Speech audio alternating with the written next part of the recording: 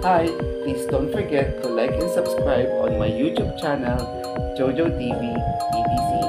And don't forget to hit the notification bell for more updates. Thank you! Hi! So, ngayon po, pag-usapan po natin kung paano po natin aalagaan ang violin natin. So, ngayon, umpisahan po natin sa paggamit po ng bow. Ito po yung ating bow. Yan. Yan, mga kamusikero. Pagkatapos nyo po gamitin ang inyong violin, ito po yung bow, luwagan nyo po yung screw. Yan po yung screw. Yan po.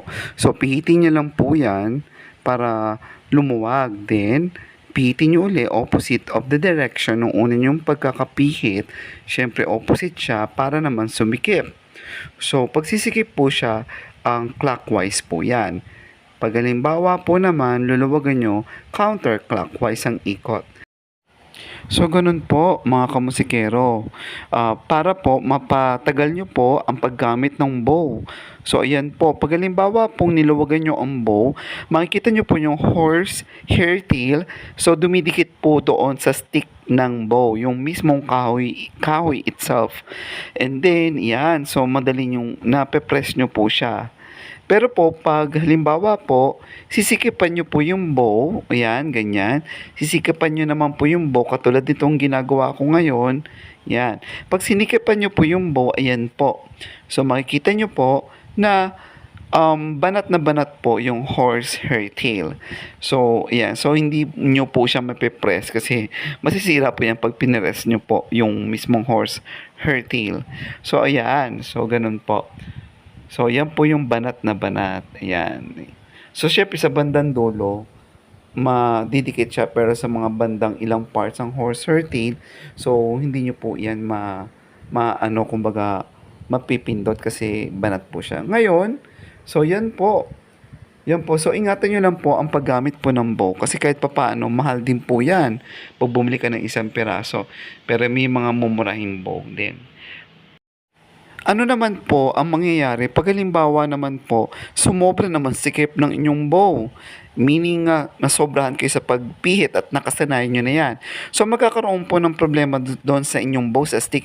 So magkakakurba po yon na para siyang concave. So pangit po tignan. So, ayan. Kaya dapat po, ingat po tayo. At siguro kung may violin teacher kayo, pwede rin po kayo magtanong doon. O sa mga online or sa YouTube, ayan, mag-ano po tayo dyan, magtanong-tanong din po tayo. Ngayon, sa violin naman, huwag nyo po talagang punasan po yung punasan lagi ang inyong violin. Pwede naman po yung katawan, yan yung F-hole, pero dahan-dahan po.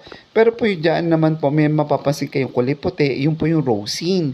Kung saan, makikita nyo po yung pagkaskas o yung kinaskas na rosin sa bow na pag halimbawa nagpa-practice po kayo, ay magkakaroon po talaga ng parang alikabok doon sa inyong strings or sa fingerboard. Huwag nyo pong punasan yung strings kasi mawawala po yung friction ng bow sa inyong strings. So, siguro pwede, yan pa. Doon naman sa loob, doon sa mismong fingerboard, pwede.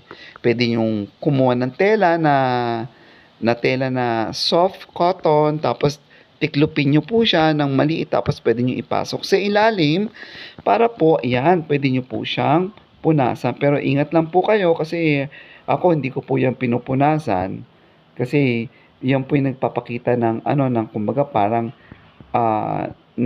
yung sa practice po, di ba? Pa nagpa-practice tayo, ganyan. So, ayan. So, yan po yon. So, tiklupin nyo po tela, tapos ipasok nyo po doon sa ilalim ng strings. Pero dahan-dahan po, ang pupunasan nyo lang po yung fingerboard, tapos taas-baba nyo lang po. Katulad ng ginagawa ko dito. So, ayan. So, ayan po mga kamusikero. Sa susunod po uli. Okay po, salamat. Thank you for watching on my YouTube channel, Jojo TV ETC. And please don't forget to hit the notification bell for more updates.